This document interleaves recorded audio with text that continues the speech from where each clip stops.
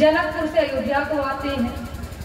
जब ते राम ब्याह घर आए, नित नौ मंगल मोद बधाए। जब से राम जी विवाह करके अयोध्या में आते हैं, अब अयोध्या में खुशियां छा जाती हैं। और देख, मैंने कल बताया था कि ज्यादा कुछ भी ठीक नहीं है। जब राम जी का विवाह होता है, अयोध्या में इतनी खुशियां छा जाती हैं, ऐसा लगता है कि सुख का बाढ़ आ गया है। और ज्यादा कुछ भी ठीक नहीं है। ज्यादा सुख ठीक नहीं है, ज्यादा दुख भी ठीक नहीं है। ज्यादा क्रोध करना ठीक नहीं है, ज्यादा किसी से प्रेम करना ठीक नहीं है। ज्यादा किसी से लगाव करना ठीक नहीं है, ज्यादा किसी से बुराव करना ठीक नहीं है। मतलब अधिक कुछ भी ठीक नहीं है। दशरथ जी के जीवन में सुख की बाढ़ आती है। अब थोड़ा समय बदलना चाहिए, क्योंकि कहते हैं कि परिवर्तन ही प्रकृति का नियम है। परिवर्तन होना चाहिए, चाहे कुछ भी हो, मन हो, मौसम हो, शरीर हो, परिवर्तन होना चाहिए। तब दशरथ जी के जीवन में भी देखिए परिवर्तन हो रहा है। सुख की बाढ़ आती है। अब यहाँ से कथा जो है अब दूसरे ओर मोड़ ले रही है। निवेदन है, इस प्रसंग को सभी लोग बड़े ध्यान से सुने। अगर हमने इन बातों को अपने जीवन में उतार लिया तो ये जान ले कि हमारा जीवन सक्सेस हो जाएगा, सफल हो जाएगा। देखिए, एक बार की बात है, एक समय सब सही समाजा, राजसभा रघु राज भी आजा। एक बार की बात है, एक बार राजा दशरथ जो है राजसभा में बैठे थे। सभा लगी थी, सभी सभासद बैठे हैं। अचानक सबके सामने राजा दशरथ का जो राजसी मुकुट था वो तिरछा हो गया। राज सिंहासन पर विराजमान है, सभी लोग बैठे हैं और सबके सामने दशरथ जी का मुकुट तिरछा हो गया। अब दशरथ जी सोचते हैं, विचार करते हैं कि इतने वर्षों से मैं मुकुट को धारण कर रहा हूं, आज तक मेरा मुकुट कभी तिरछा नहीं हुआ। आज आखिर ऐसा क्या हुआ कि मेरा मुकुट तिरछा हो गया। अब दशरथ जी विचार करने लगे, कारण जानने का प्रयास करने लगे कि आखिर कौन सा कारण है जो हमारा मुकुट तिरछा हो गया।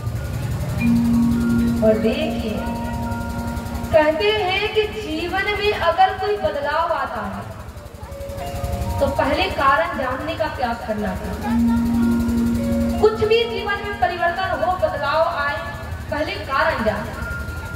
अगर जुकाम होता है तो विचार करें कि जुकाम हुआ किस कारण से हुआ, खांसी हुई किस कारण से हुई, पहले कारण जानने का प्रयास करें। दशरथ जी के पास बहुत सारे मंत्री हैं, बहुत सैनिक हैं, किसी से भी कहकर के अपने मुकुट को सीधा करा लेते, लेकिन दशरथ जी ने ऐसा नहीं किया। अब दशरथ जी कारण जानने का प्रयास करने लगे कि कौन सा कारण है जो मेरा मुकुट तिरछा हो गया। दशरथ जी कहते हैं कि दर्पण लेकर, शीशा लेकर आओ, जरा हम देखें कि आखिर मेरा मुकुट तिरछा क्यों हुआ है। अब दर्पण लाया जाता है, शीशा लाया जाता है। बदन पिलो की मुकुट समचिन्ह। देखिए, राजा दशरथ जो है शीशा में अपने मुंह को देख करके अपने मुकुट को सीधा करते हैं, और जैसे ही मुकुट को सीधा करते हैं क्या देखते हैं, बाबा तुलसी लिखे हैं, श्रवण समीपा भाई सीता के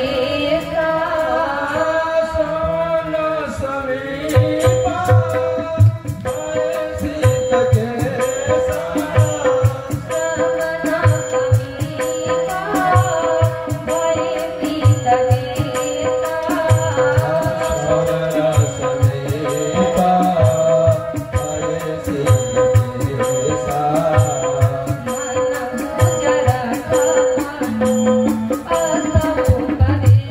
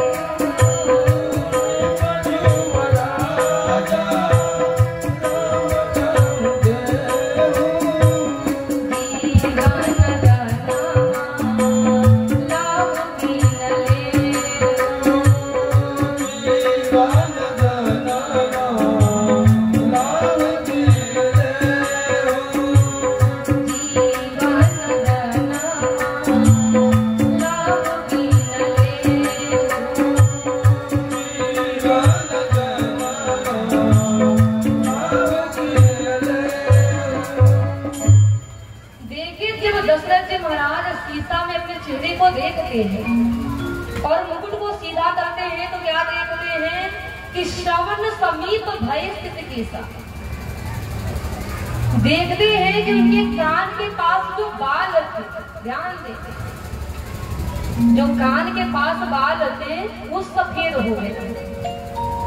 और जैसे ही दशरथ जी महाराज ने देखा कि अब हमारे बाल सफेद हो गए हैं, तो दशरथ जी सोचने लगे कि अब हमें बुढ़ापा आ गया।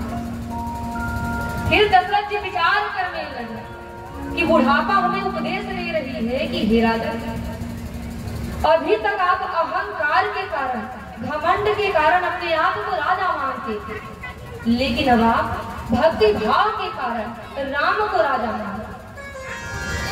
राम का राज्य तिलक करिए, राम को राजा बनाइए और आप अपने हाथ में तुलसी माला लेकर के अब राम राम जपना चालू करें।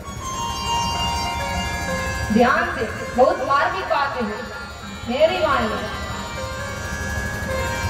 देखिए, जब राम जी का विवाह होता है, दशरथ जी सोचते हैं कि अब हमें बुढ़ापा आ गई है,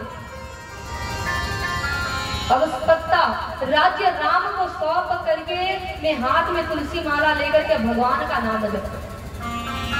और ये कथा सीख क्या दे रही है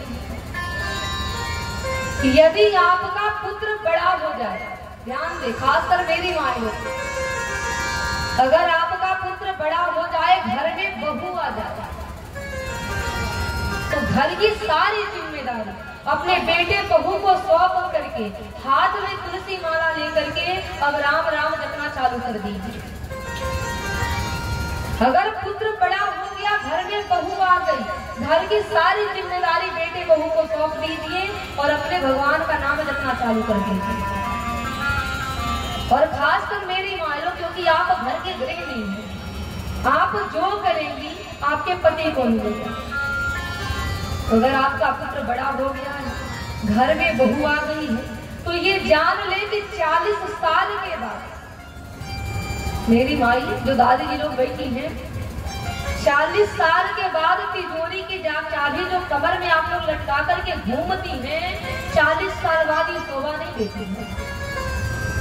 अगर बहू आ गई, तिजोरी की चाबी बहू को सौंप दीजिए, हाथ में तुलसी माला ले लीजिए और राम राम जपना चालू कर दीजिए।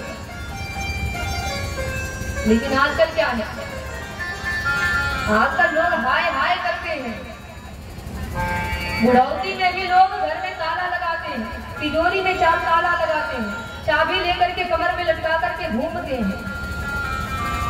लेकिन मेरी माई ये जान ले कि जो आप गले में हार पहन करके घूमती हैं, हाथ में कंगन बांध करके घूम रही हैं, मरने के बाद पतोहिया बाद में रोएंगी। जो कान में कुंडल पहनी है, गले में हार पहनी है, हाथ में कंगन पहनी है, मरने के बाद पतोहिया तो बाद में रोएंगी, पहले पता है क्या करेंगी? आपकी बड़की पतोहिया तुरंत हाथ से कंगन निकालना चालू करेगी, बड़की पतोहिया गले में से तुरंत हार निकालना चालू करेगी, छोटकी पतोहिया कान में से निकालना चालू करेगी, बाद में रोना चालू करेंगे। तो हाय हाय करना बंद करें।